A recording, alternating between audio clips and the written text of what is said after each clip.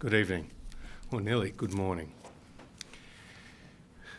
Tonight, the Australian Parliament was determined, was decisive, and was united. The package of economic measures that were passed by the Parliament tonight were the most significant to support the Australian community and the Australian economy since wartime. These measures will support households and cushion the blow for what are the inevitable economic challenges that we will face as a nation in the period ahead. And they will continue to support business, because the best way to keep Australians in jobs is to keep businesses in business. Measures that include a new coronavirus supplement of $550. Changes to the deeming rates to reflect recent interest rates cuts, and changes to the drawdown rates to give retirees more control over their savings. $750 cash payments, the first going to more than 6.5 million Australians, and the second going to more than 5 million Australians. And early access to superannuation, so that Australians can get access to their own money, tax-free, to help them when they need it most. Up to $10,000 this financial year and up to $10,000 next financial year. And for businesses, cash payments for hundreds of thousands of businesses at a minimum of $20,000 and up to $100,000 to allow them to keep their staff on and to meet the costs even though the customers may not be coming through the door. We are risk sharing with the banks in providing up to $40 billion worth of new loans to small and medium-sized businesses, 3-year loans up to $250,000 with no interest payments in the first 6 months. This is about building a bridge to the recovery.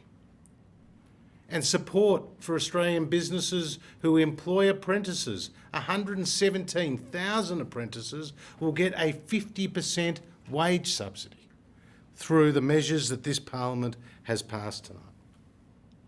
And the instant asset write-off being extended from $30,000 to $150,000 and now being available to businesses and companies with a turnover of not $50 million or less, but now $500 million or less.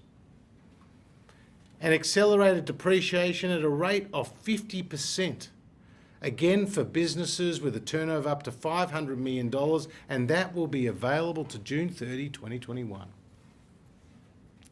These measures, together with a new regulatory shield that we are providing to directors and to businesses by changing insolvency and bankruptcy laws and the Corporations Act, will help get these businesses to the other side by trading through this very, very difficult period.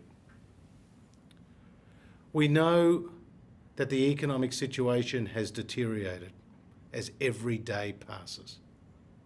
And we know that the economic shock from the coronavirus and its impact will be deeper, will be wider, and will be longer than first thought. But tonight, the Australian Parliament has acted in the best interests of the casuals and the sole traders and the retirees and those on income support and the Australian students who are going to need these extra funds to get them through this very difficult period. The Australian people can be reassured that tonight their Parliament reached across the political divide and passed the most significant set of measures since wartime.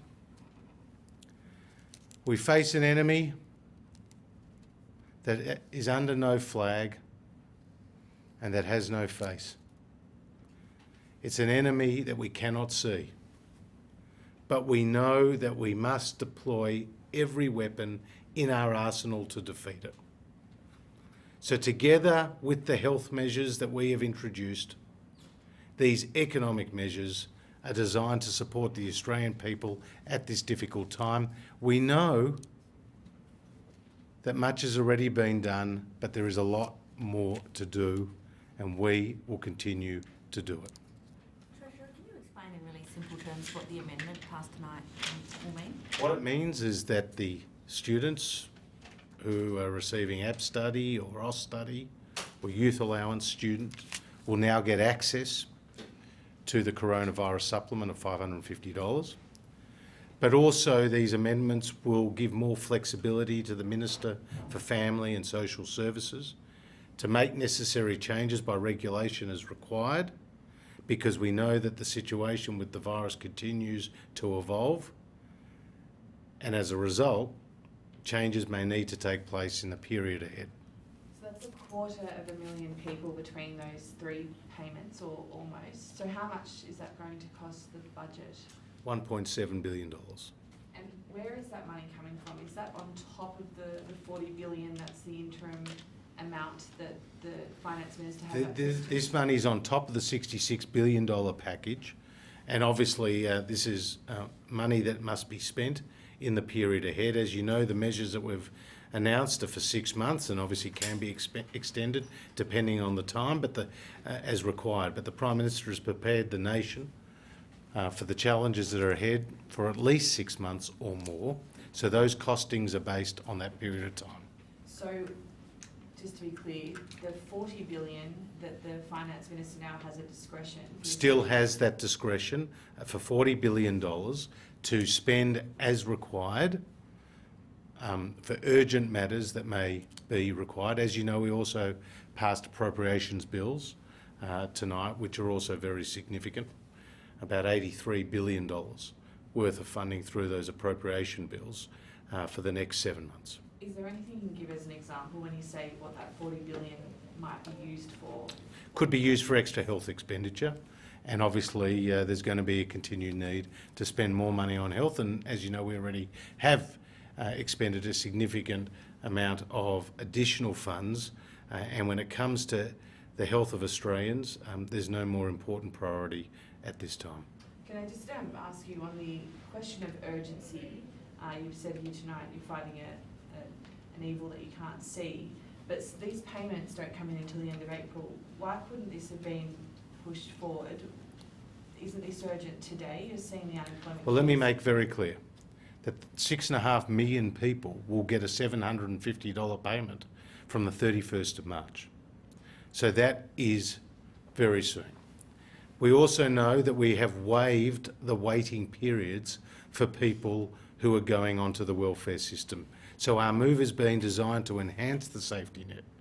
But people can go online, they don't need to line up outside of Centrelink, they can go online electronically and make their applications. And if people are already in the welfare system, then these additional payments will make their way automatically.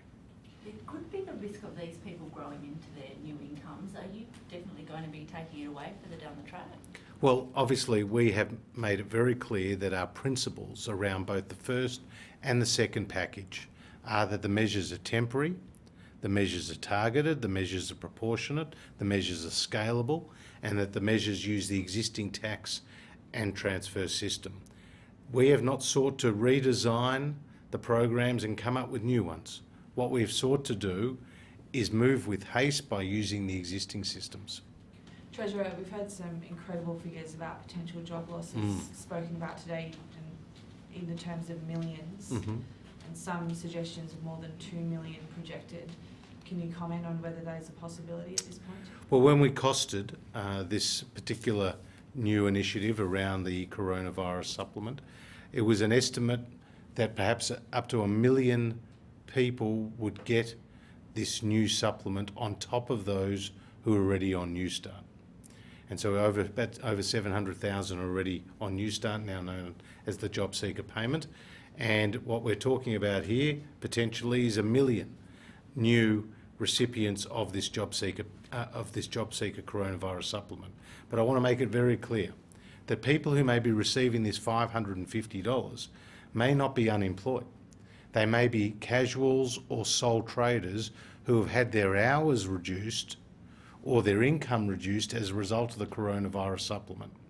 And we have been much more flexible around the mutual obligation requirements, so that if you're a sole trader and you've seen your income come below $1,086 a fortnight, then you will be able to access that $550 payment, but you may be able to still work and earn some income through your normal process, through your normal job. So just to clarify, so that you made the allowance for 1.75 million, is that correct? What we've made the allowance is that at least 1.7 million people will be likely to receive that new coronavirus supplement. But as you know, this is a dramatically evolving situation, and we know that it's very difficult out there, and when you see the lines as we saw today and the images we saw today, that was very sad.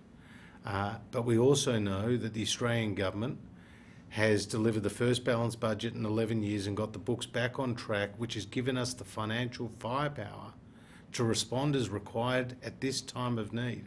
In fact, earlier tonight, and after this press conference, I'll go back to this call, video conference call with the G20 finance ministers, with the leading finance ministers from around the world. And we've heard from the International Monetary Fund, and we've heard from the US Federal Reserve, and we've heard from the China Central Bank, and many countries are doing it very tough at the moment. But what we do know is that the Australian government has got the financial flexibility to respond, and that's what we are doing, with $189 billion of new funding being injected into the economy in our announcements in just the last 10 days. We've combined with the Reserve Bank of Australia, with the commercial banks of Australia, and we're deploying every possible tool that we have to support jobs and to support businesses. So 2 million, maybe we can have a couple more. So 2 million unemployed is not inconceivable to you at this point? Look, as I said, up to 1 million new people could go onto the coronavirus supplement, but not all of them would be unemployed. They may find themselves, as many Australians will, being impacted by the spread of the coronavirus supplement, but they're still able to get some work. And we know that not every sector has been equally impacted. For example, the mining sector continues to be strong. We've seen plenty of people shopping at our supermarkets or going to our chemists. But let's not understate the significance of the coronavirus on the economy as a whole. It's very severe. It has deteriorated. The only way the coronavirus and its economic impact will be stopped will be when we get a vaccine. And that's not going to be found by our politicians or our public servants or our bankers. It's going to be found by our medical researchers, our doctors and our scientists. So they're the people who are on the front line. They're the people who can find the vaccine. We pray, we hope, and once that is found, then the economy and the society will bounce back stronger than ever. Treasurer, what about temporary migrants? What's going to happen to them? 1.5 million people are on temporary visas. Will they all be able to access some kind of payment? And just a double header, if I may. Also, is Parliament really not going to sit until August, or could there be some provision made for teleconferencing and virtual sitting, some kind of sort of democratic process in the interim? Well, firstly, our focus has been on the permanent residents and those on the pathway to citizenship, and we've made allowances for them. When it comes to the sitting of the Parliament, as you know, a new sitting calendar was passed through the Parliament tonight, but there will be circumstances, no doubt, where we will continue to need to act through this place. And as the Prime Minister and the Leader of Government Business has made clear, there are potential arrangements that could be made in that situation. But what I can tell you is that the government under Scott Morrison is working day and night to ensure that the Australian people get the support they need, whether that's the health support, the economic support, or the other important work being undertaken by our relevant departments. And I do want to pay credit tonight to our senior public servants and indeed our junior public servants, people who have worked so hard to help put these packages together. It's been like putting together 2 budgets in less than 10 days. With the first fiscal stimulus package and tonight's second package, which has gone through the Parliament, and together with the work in between. People have been working so hard, and not only have our public servants been working hard, but we know our teachers, and we know our health professionals, and we know our medical researchers, and we know some of our people in the retail sector have borne the brunt of the frustration of some Australians. But to all Australians, we say tonight, we are with you. There are some challenges ahead, but we will get through it. And tonight, the Parliament was united. And I want to pay credit to the opposition for the support that they gave to help us get these bills through in such a timely manner. Treasurer, can I just ask about BAS bills? Would you consider waiving them? Well, obviously, there are special arrangements that the tax office is making in the event of the individual circumstances of businesses in terms of company tax instalments for the back half of last year, for example, that they can get refunds for those in the event they don't think they're going to be turning a profit over the course of this financial year. Those measures have been available since the 12th of March. So we have already put those in place very quickly with the Australian Tax Office, but we continue to identify other areas where we can work closely to support the businesses and the households that are in need. Whether you're an energy company, whether you're a landlord, whether you're a bank, I know that a great effort is being made to show a generosity of spirit to those people who may find it very difficult to meet their bills at this time. So is there any truth to the report tonight in the Australian that temporary migrants in tourism and hospitality could be able to access the coronavirus supplement? Our focus has been on permanent residents and those who are on the pathway to citizenship. Thank you very much.